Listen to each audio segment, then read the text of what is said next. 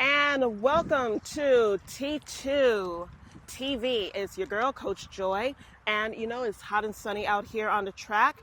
And I have this little handy dandy stopwatch. It's telling me right now the temp is 91 degrees. I don't think that's right, but it's probably somewhere around there. The heat index is 90 degrees. So what are we going to be dealing with this weekend is hot, high temperatures. So we're going to talk about hydration. Before you come to training, at least be able to get one big water bottle of water in before you come to training. Make sure that you're already hydrated. Once you wake up, you're already in a dehydrated state. Now, during our run, there's various options that you can have: a waist belt, a hydration vest, or this little handy dandy clip-on water bottle. You don't have to worry about wearing a waist belt. All you got to do is clip it right onto your shorts, and it's out of the way if you don't like to hold anything in your hands, and hydrate. So this is the biggest thing to do. Think about hydrating, especially in hot, humid conditions, hydrating often. But talking about more about hydration and electrolyte replacements, I'm going to bring it over to Coach Shelley. Hello, Coach Shelley here. So, like Joey was saying, during your run, you want to not just drink water, you want to have electrolytes. So we recommend just regular Gatorade, but during the runs, during the races themselves, it'll be Gatorade Endurance. So there are different electrolyte and sugar balances. Recommend training all your long runs with Gatorade Endurance so you can train your gut also. You want your gut to be able to handle that amount of Gatorade basically on your stomach on race day. You don't want to just suddenly get to the race and be like, oh, I'm just going to try this now. It won't work. Your gut's going to not be happy.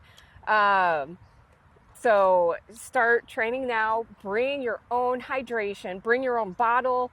If you don't want to rely on everybody else, you don't want to rely on even the aid stations at race day because they can quickly run out of everything. So bring your own water bottle, your own little clip-on vest, although that's not, but bring your own for race day. And right now, just start training with the endurance formula. And look on what the course has. Yep. We mentioned Gatorade Endurance Formula because that's found on most of the major marathons in the U.S.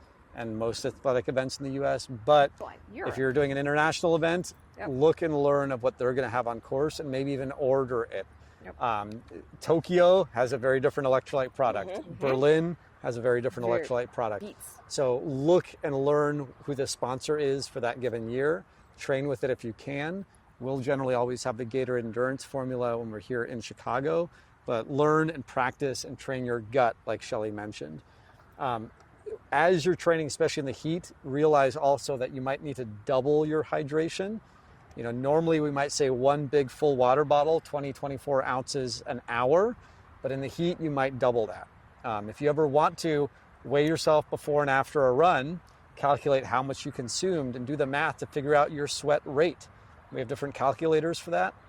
I know for me, I've tested myself running in high heat and humidity and lost as much as 4 pounds an hour, 8 pounds in a 2-hour run. So figure out your sweat rate because you might need to take in more than somebody else just based on that. Also, what matters is fueling with that.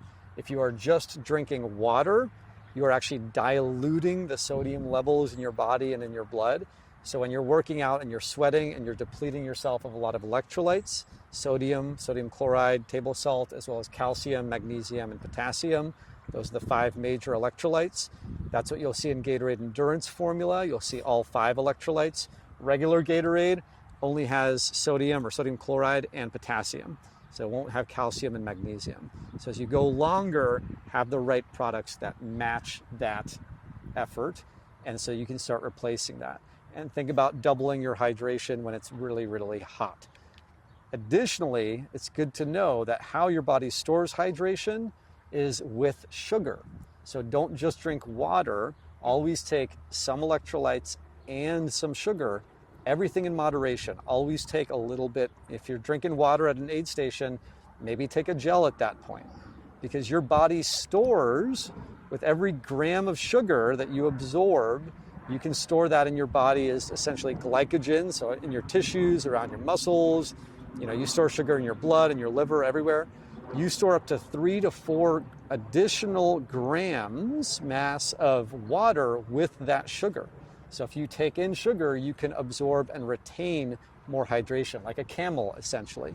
And that's why we encourage everyone to make sure they're either taking in gels or chews. There's tons of products out there, but make sure you're taking something in. The goal, generally, I have a couple of guidelines.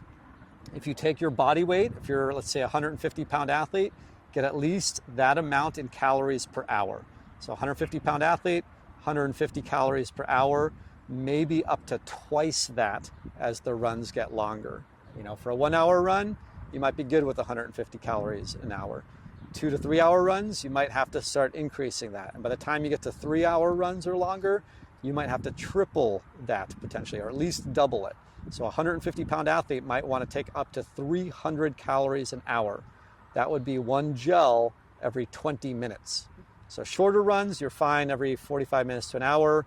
Medium distance runs, maybe a gel every 30 minutes. Longer distance runs, a gel every 20 minutes. Or if you want to do it by distance, 1 gel every 5K. Your body generally burns about 100 calories a mile. You'll burn over 300 calories in a 5K. If you get at least 100 calories in, you're replenishing about 30% of what you're burning. And that's usually a good ratio to use. So use that as a guideline.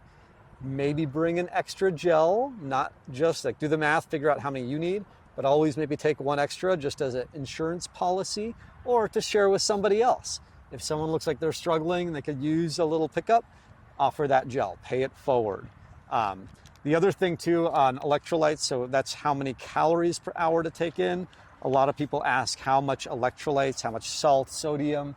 You can have that in your Gatorade endurance formula, but you can also have that in chews and in other products.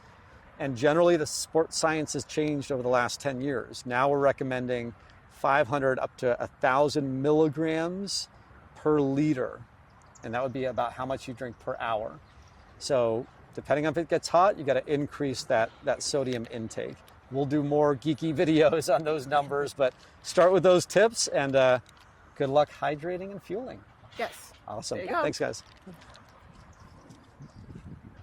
Nice work. Yay!